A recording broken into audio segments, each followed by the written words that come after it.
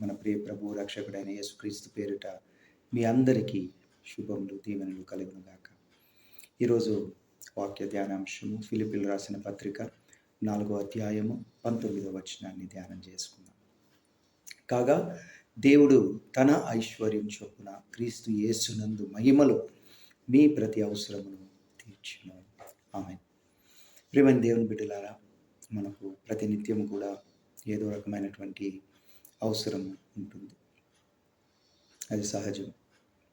అది ఆర్థికపరమైనటువంటి అవసరతలు కావచ్చు, లేదా ఆరోగ్యపరమైనటువంటి అవసరతలు, లేదా ఇతర అవసరతలు ఏమైనప్పటికీ కూడా ఆ అవసరతలన్నీ కూడా మన దేవుడు తీర్చడానికి సమర్థుడు.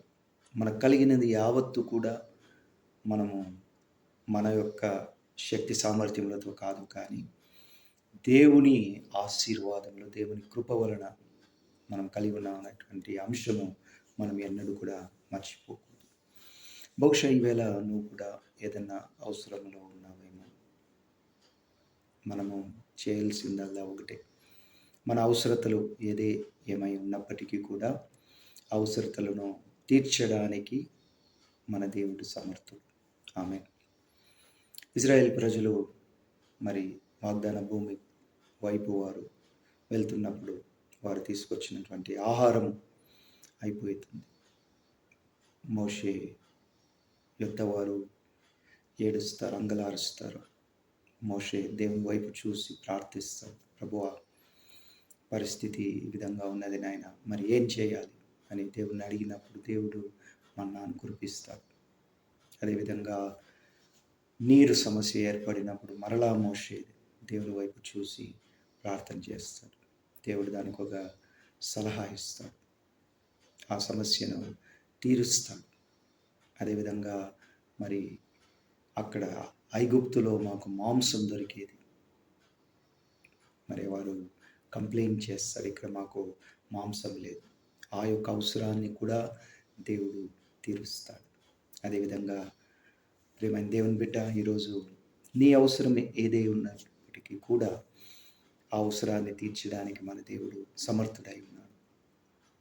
ఒకవేళ ఏదన్నా సమస్యలో నువ్వు ఉన్నావేమో, బాధపడుతున్నావేమో, దేవుని సన్నిధానానికి మనము వెళ్ళడం నేర్చుకోవాలి.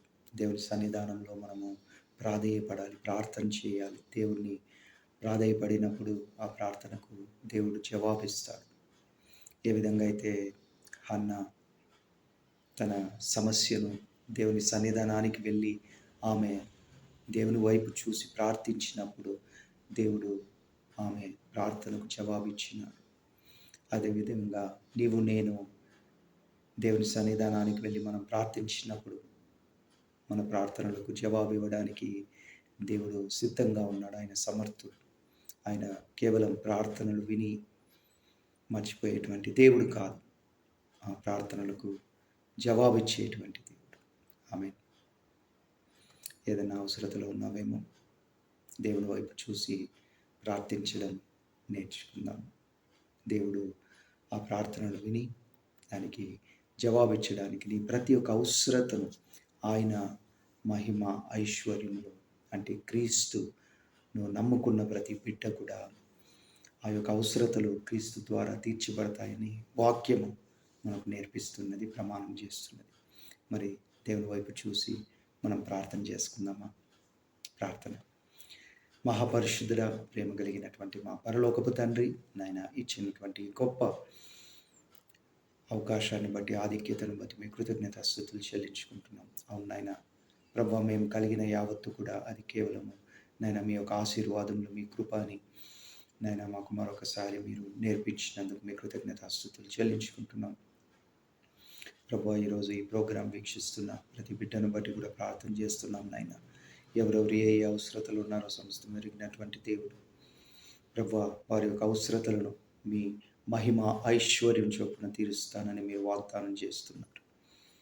వారి యొక్క ప్రతి ఒక్క అవసరతను మీరు తీర్చాల్సిందిగా ప్రార్థిస్తున్నాం. ఎవరైనా అనారోగ్య సమస్యలతో బాధపడుతుంటుంటే నైనా వారిని ముట్టండి, స్వస్థపరచండి. ఎందుకంటే స్వస్థపరచు యెహోవాను నేనే, నా గాయముల చేత నీవు స్వస్థపరచబడినావని మీ వాక్యం సెలవిస్తున్నది. ప్రభా మీ వాగ్దానాలను విశ్వసించడానికి కావాల్సినటువంటి శక్తి జ్ఞానమును మాకు ఇవ్వండి నాయన. ప్రోగ్రాం వీక్షిస్తున్న ప్రతి బిడ్డను మీరు దీవించండి, ఆశీర్వదించండి, వారి సమస్యల నుంచి విడిపించండి. మరొకసారి ప్రభువా ఇచ్చినటువంటి ఈ వాక్యాన్ని బట్టి మీ కృతజ్ఞతాస్తుతులు చెల్లించుకుంటూ యేసుక్రీస్తు అత్యంత ఘనమైన అతి పరిశుద్ధమైన నామమున ప్రార్థించి వేడుకుంటున్నాం స్వామి. ఆమేన్. Thank you for watching, my dear brothers and sisters in Christ. God bless you.